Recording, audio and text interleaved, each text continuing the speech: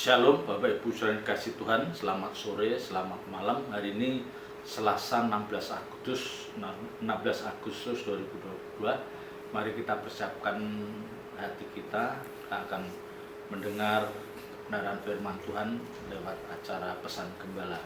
Mari kita awali di dalam doa. Segala puji hormat syukur kami naikkan ke hadirat-Mu ya Bapa. Kami mengucap syukur atas penyertaan dan pemeliharaan-Mu sepanjang hari. Dan kami juga mohon ampun ya Bapak kalau kami melakukan hal-hal yang tidak layak, yang kurang pantas, yang masih sering kami lakukan. Ampuni akan dosa dan kesalahan kami. Bapak, pimpin hamba-Mu dalam menyampaikan kebenaran ini. Kiranya apa yang hamba-Mu sampaikan menjadi berkat bagi setiap kita yang mendengarnya. Terpuji nama-Mu kekal selama-lamanya. Dalam nama Tuhan Yesus Kristus kami berdoa dan mengucap syukur. Haleluya. Amin. Bapak Ibu saudara yang dikasih Tuhan, ada hal prinsip yang harus dipahami orang percaya. Ya, ada hal prinsip yang harus dipahami semua orang percaya. Tetapi kenyataannya Bapak Ibu saudara, banyak orang meremehkan, ya, banyak orang meremehkan dan menganggap tidak penting, ya, dan menganggap hal itu tidak penting. Tapi kenyataannya akhir hidup mereka, sampai akhir hidup mereka, orang-orang seperti ini tidak bisa mewujudkan, ya, sesuatu yang mestinya bisa diwujudkan, yang itu dikehendaki oleh Allah, dikehendaki oleh Tuhan. Ya. Hal prinsip yang saya maksud di sini adalah pengenalan akan Allah yang lengkap, ya. Pengenalan akan Allah yang memadai. Ya, ini satu keharusan. Ya. Mestinya dengan rentang waktu yang panjang, Bapak Ibu Saudara dan saya sebagai orang percaya yang terus mendengar kebenaran firman Tuhan, ya, mengangkat pujian penyembahan. Ya. Mestinya dengan kurun waktu yang lama kita harus memiliki pengenalan akan Allah dengan memadai atau nyaris sempurna. Ya, ini harus, dan kita tidak boleh berdalih, ya, kita tidak boleh berdalih dengan alasan apapun. Kita jangan mengatakan bahwa aku tidak ada waktu, misalnya, tidak bisa, karena hal ini prinsip, ya, dan kenyataannya memang begitu Bapak Ibu Saudara. Sangat sedikit sekali orang percaya yang memiliki pengenalan akan Allah ini dengan sempurna. Sangat sedikit orang yang memiliki pengenalan Allah dengan sempurna atau nyaris sempurna. Itu sangat sedikit. Ya. Padahal Alkitab dengan jelas mengatakan, ya, Alkitab dengan jelas mengatakan, umatku binasa karena tidak mengenal Allah. Karena engkaulah yang menolak pengenalan itu, maka aku menolak engkau menjadi imamku. Dan karena engkau melupakan pengajaran Allahmu, maka aku juga akan melupakan anak-anakmu. Di dalam Hosea pasal 4 ayat 6. Ya. Coba, kalau kita baca ayat ini berulang-ulang, ya mungkin tidak perlu beberapa kali, tapi mungkin 3 kali kita renungkan. Umatku binasa karena tidak mengenal Allah. Hosea pasal 4 ayat 6. Umatku binasa karena tidak mengenal Allah. Ya. Kebenaran ini sangat tegas, sangat jelas, tegas, dan sepertinya tidak ada kompromi. Ya, tidak ada kompromi. Ya, karena dengan kebenaran ini menjadi landasan bagi Allah Bapa, menjadi landasan bagi Tuhan saat penghakiman nanti.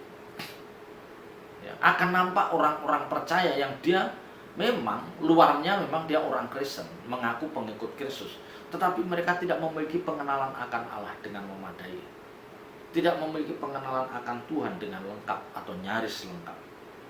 Ya, ya, ini kan menyedihkan. Coba mari kita merenungkan masing-masing kita. Sudahkah kita memiliki pengenalan akan Allah dengan lengkap atau dengan memadai? Ya. Mari kita dengan jujur tanya diri kita sendiri.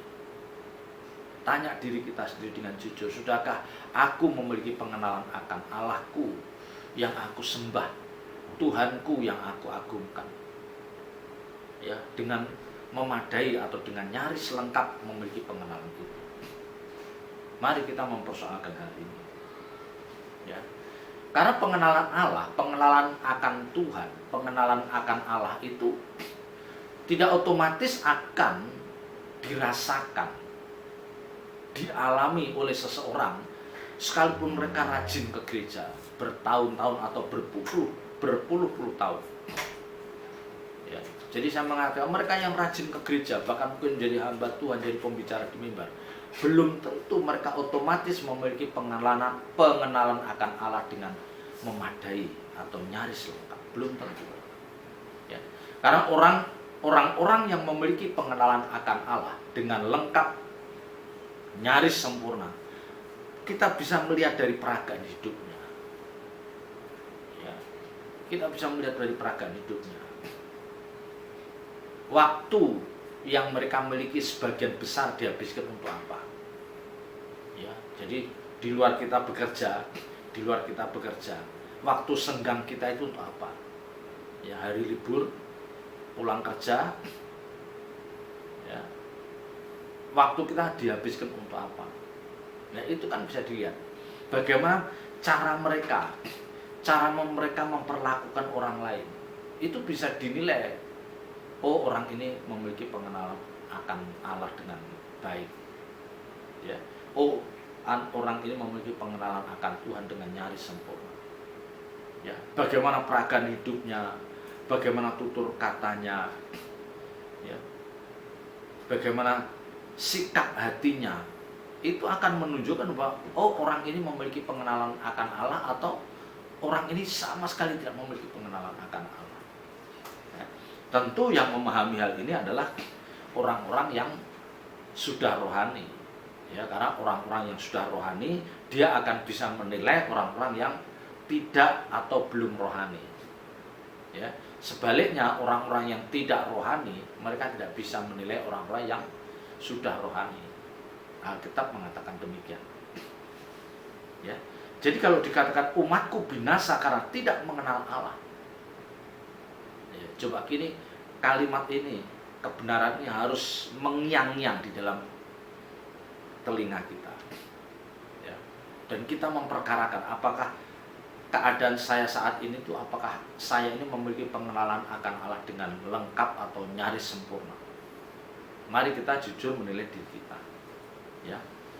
Kalau dikatakan binasa itu artinya ketika seseorang terpisah dari hadirat Allah, ketika seseorang terpisah dari hadirat Tuhan, inilah orang-orang yang setelah penghakiman nanti mereka dibuang ke api kekal, masuk dalam penderitaan abadi, masuk dalam penderitaan yang tidak akan pernah berakhir.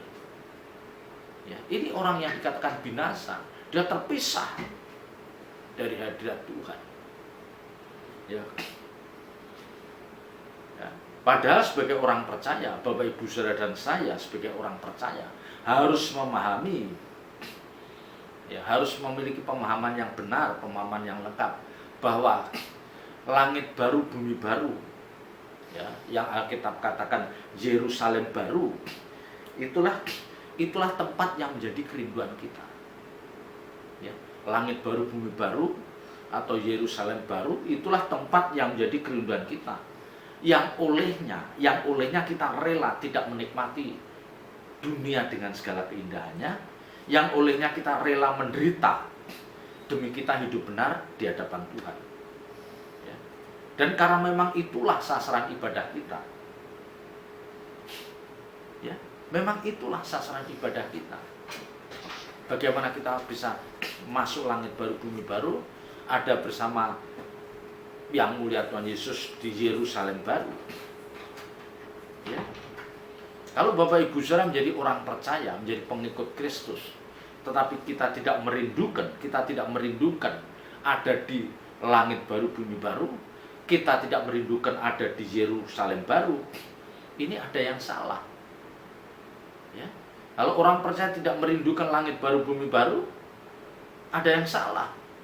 Mereka pasti tidak memiliki pemahaman firman yang memadai. Ya, pasti. Ya. Karena memang itulah sasaran ibadah kita. Ya. Itulah sasaran ibadah kita. Ya, ngapain kita menjadi orang percaya, menjadi pengikut Kristus kalau kita tidak merindukan itu? Ya. Karena di sanalah Kristus akan bertahta sebagai raja di atas segala raja. Yerusalem baru, kota yang dari surga itu. Ya. Nah, ini mestinya menjadi orang percaya, ini sasaran ibadah kita. Ya. Masalah kita itu sekarang diizinkan menderita, atau mungkin kekurangan dalam hal ekonomi, atau mungkin diperlakukan seseorang dengan tidak adil, ya, itu bukan menjadi masalah utama bagi kita. Ya, kalau memang Tuhan katakan bahwa jalan itu yang harus kita lewati, ya mari kita lewati. Ya, apalagi kalau hanya masalah ekonomi, ya kita datang ke gereja hanya minta didoakan supaya masalah ekonominya teratasi, ya, hutang-hutangnya bisa terbayarkan. Ya. Akhirnya kerinduan utama yang mestinya ada di dalam diri orang percaya itu jadi nggak nampak, nggak muncul. Ya. Karena ketika mereka melangkahkan kakinya keluar rumah menuju tempat ibadah, menuju rumah Tuhan, beribadah ke gereja, di dalam benaknya itu yang dipikirkan. Bagaimana persoalan hidup saya diangkat oleh Tuhan, bagaimana ekonomi saya dipulihkan, ya, usaha kita yang dulu sempat besar sekarang sudah nyaris bangkrut, ya. Jadi lupa, padahal itu yang penting. Sasaran ibadah kita itu bagaimana kita masuk langit baru, bumi baru, ya. Sehingga ketika kita diizinkan menderita, diizinkan kekurangan, diizinkan dalam diperlakukan orang dengan tidak wajar, nggak masalah, ya, kita jalani saja. Ya. Karena memang itu mungkin diizinkan Tuhan untuk kita jalani, dan atau bisa jadi itu mungkin buah dari apa yang kita lakukan beberapa tahun yang lalu. Ya, jadi kita harus menuai apa yang kita tabur, tidak masalah. Tetapi kerinduan untuk masuk Yerusalem baru itu jangan sampai tidak ada dalam diri orang percaya. Ya. Jangan sampai tidak ada kerinduan kita untuk masuk Yerusalem baru. Nah, untuk masuk ke sana itu, nah, maka kita harus menjadi orang-orang yang memiliki pengenalan akan Allah dengan lengkap. Mari kita lihat, kita membaca di dalam kitab Wahyu pasal 21. Ya. Kita baca kitab Wahyu pasal 21. Wahyu 21 ayat yang Wahyu 21 ayat yang kedua. Ya. Dan aku melihat kota yang kudus, Yerusalem yang baru, turun dari surga, dari Allah, yang berhias bagaikan pengantin perempuan yang berdandan untuk suaminya. Ya. Yerusalem baru itu kota yang dari Allah, kota turun dari surga yang dari Allah. Jelas dikatakan bahwa Yerusalem baru itu suatu tempat kepunyaan Allah, tempat dari surga, dari Allah. Ya, karena itu merupakan tempat, ya, di dalam penguasaan Allah, maka jelas orang-orang yang diperkenan masuk di dalamnya adalah orang-orang yang sudah memiliki pengenalan akan Allah dengan lengkap atau nyaris sempurna. Iya dong. Coba kita renungkan, bagaimana kita mau masuk ke dalam satu tempat, masuk dalam satu rumah, tapi kita tidak mengenal pemiliknya, mungkin enggak?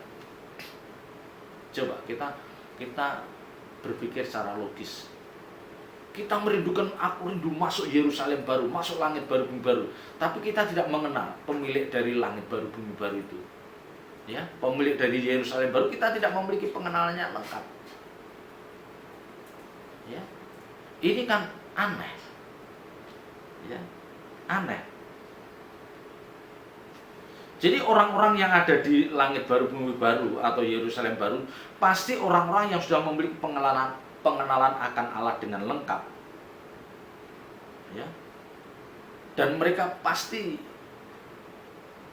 sudah bertahun-tahun membangun untuk mengenal pribadi Allah ini. Ya. Ini Bapak Ibu Saudara.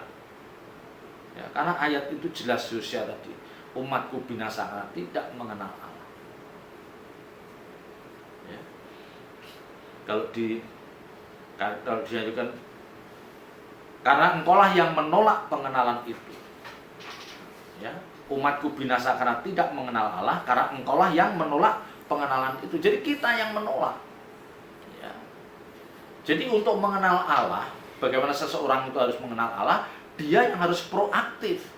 Kita yang harus membangkitkan gairah dan hasrat kita, bagaimana aku mengenal pribadi yang agung, yang mulia itu, yang bertahta di terang tak terhampiri itu. Jadi kita yang membangkitkan. Ya. Jadi katakan, karena engkaulah yang menolak pengenalan itu. Nah, mengapa orang itu menolak pengenalan akan Allah? Ya, sekarang dibalik. Kenapa ada orang yang dikatakan menolak pengenalan itu? Karena apa?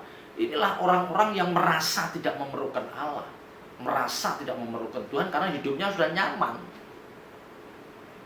Ya. Hidupnya sudah serba ada. Secara materi cukup, punya relasi banyak, ya. Simpanan uang mungkin tidak habis 7 turunan. Ya. Dia nggak merasa perlu.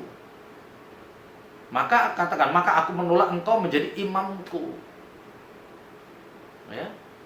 Menjadi utusanku. Ya. Jadi orang-orang yang tidak mau mengenal Allah itu adalah orang-orang yang sudah merasa nyaman, orang-orang yang sudah ada di zona nyaman. Dan mereka merasa tidak memerlukan Allah, tidak memerlukan Tuhan. Bahkan mungkin ada yang mengatakan Allah atau Tuhan itu tidak perlu ada, karena semuanya sudah running well, berjalan dengan sangat baik untuk sebagian orang. Ya. Makanya kalau orang percaya ke gereja hanya minta untuk pertolongan Tuhan supaya dibebaskan dari masalahnya, supaya diberkati, usahanya makin besar, karirnya makin menanjak, ya. Terus Tuhan diberikan terus Tuhan jawab, misalnya nih, dibawa ke sana, dia akhirnya bisa tidak memerlukan Allah, tidak memerlukan Tuhan, karena semuanya sudah berjalan baik. Nah, ini yang membahayakan. Maka tidak salah kalau Alkitab mengatakan bahwa orang kaya susah masuk surga itu di sana. Ya.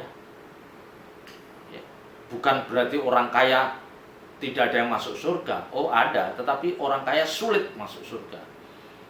Karena di dalam diri orang kaya itu pasti diisi oleh konsep berpikir seperti itu.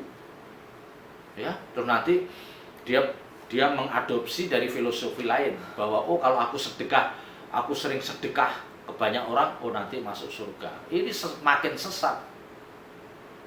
Ya. Masuk surga dasarnya, landasannya hanya sedekah, hanya berkorban, hanya sering memberi, hanya karena murah hati. Salah. Memang kita harus murah hati, kita harus membantu orang. Tetapi lebih dari itu, kita harus hidup dalam kebenaran Tuhan dan memiliki pengenalan akan Allah dengan sempurna. Ya. Murah hati, membantu orang itu kalau kita memang benar-benar digerakkan Roh Kudus, bukan karena keinginan hati, keinginan daging kita supaya kita dikatakan orang baik, biar aku nanti masuk surga karena aku banyak memberi. Salah. Ya, Anda banyak memberi, Anda banyak berkorban, kalau mulutnya jahat, hatinya licik, masih mudah dendam, tidak mungkin masuk surga. Ya, tidak mungkin masuk surga. Ya, karena sikap hati, karakter orang itu yang menentukan orang itu masuk langit baru, bumi baru. Ya, dan orang-orang yang punya karakter baik itu dia pasti tahu kapan dia harus mempersembahkan sesuatu, kapan dia harus berkorban, itu dia tahu. Karena orang-orang seperti ini sudah di dalam pimpinan Roh Kudus. Ya. Jadi kalau kita orang percaya tidak merindukan hal ini, ada yang salah. Ya, ada yang salah. Nah, untuk memiliki pengenalan akan Tuhan, pengenalan akan Allah, ini orang percaya harus berjuang. Harus berjuang. Ya. Karena Allah itu roh dan seperti senyap. Ya, kadang-kadang kita berdoa itu seperti tidak dijawab. Tapi jangan karena kita tidak merasa lawatan Allah, kita tidak merasa lawatan Tuhan, terus kita malas berdoa. Kita terus berdoa, harus terus berdoa. Menaikkan pujian dan penyembahan itu satu keharusan.